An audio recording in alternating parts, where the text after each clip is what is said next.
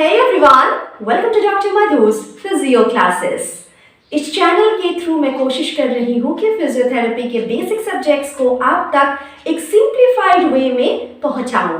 और अगर आपके पास ऐसा कोई टॉपिक है जिसमें आपको डाउट है या आप उस पर डिस्कशन चाहते हैं फिजियोथेरेपी सब्जेक्ट से रिलेटेड या इसके बेसिक सब्जेक्ट से रिलेटेड, आप वो मेरे कमेंट सेक्शन में पूछ सकते हैं। मैं कोशिश करूँगी आने वाले वीडियोज़ में इसका एक डिस्कशन करूँ अपने चैनल में।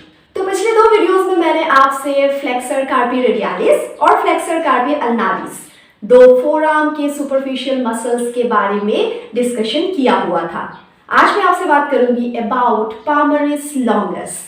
पामरिस लॉन्गस भी फोरआर्म के एंटीरियर एस्पेक्ट का एक सुपरफिशियल मसल है और फ्लेक्सर कार्पी रेडियालिस और फ्लेक्सर कार्पी अल्नारिस के बीच ये इंटरपोज्ड रहता है।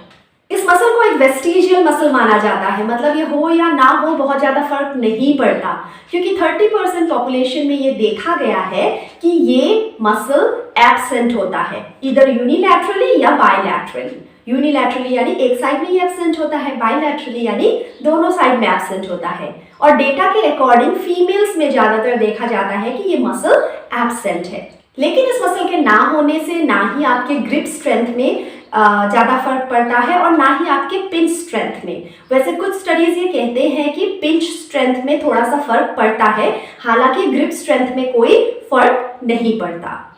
अगर हम इस मसल की ओरिजिन की बात करें तो पामरिस लॉन्गस भी फ्लेक्सर कार्पी रेडियालिस और फ्लेक्सर कार्पी अल्नारिस की तरह ही कॉमन फ्लेक्सर टेंडन बनकर मीडियल एपिकॉन्डाइल से ओरिजिनेट होता है और जाकर इंसर्ट होता है एट द पामर एपोन्यूरोसिस या फिर in the flexor retinaculum. Flexor retinaculum एक बैंड है जो कि कार्पल टनल के ऊपरी सरफेस को बनाता है और कभी कभार इस मसल का एक स्लिप जाकर थंब के एक साइड में भी इंसर्ट होता है और आगे जाकर थंब के एब्डक्शन में भी मदद करता है।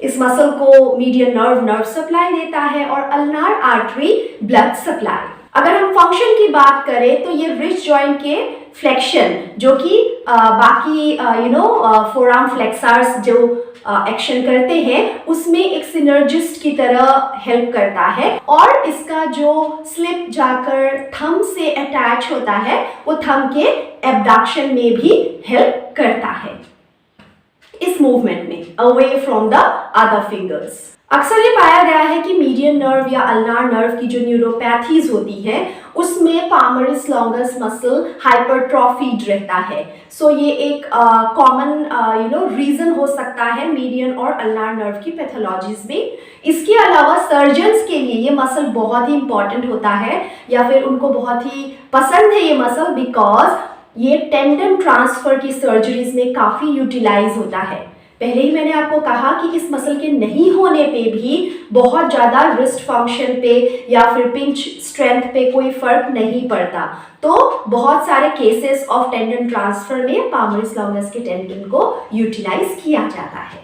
अब आपकी बॉडी में पामरिस लॉन्गस है या नहीं, अगर आप ये जानना चाहते हैं तो आप अपने थंब फिंगर को इस तरीके से अपने लिटिल फिंगर से टच करवाएं और उसके आगे थोड़ा सा रिस्ट को यूं फ्लेक्स कीजिए और अगर आपको दिखता है कि मिडल ऑफ योर रिस्ट में एक टेंडन उभर के आ रहा है, मतलब आपके पास पामरिस लॉन्गस मसल है। अगर आपका ये टेंडन उभर के नहीं आ रहा, मतलब पामरिस लॉन्गस आपके हाथ में या फिर फोरआर्म में एब्सेंट है। सो मेरे हाथ में तो ये देखिए यहाँ पे प्रेजेंट है पामरिस लॉन्गस।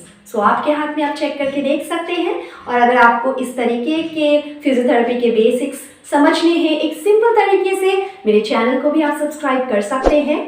प्लेलिस्ट को चेक करके देख सकते हैं, आपके इंटरेस्ट का शायद कोई टॉपिक उसमें हो। और अगर आपको कंटेंट अच्छा लगे अपने सीनियर्स, जूनियर्स, दोस्तों में भी इस चैनल के लिंक को शेयर जरूर करें। Thank you so much. I will be back soon with another topic. Bye bye.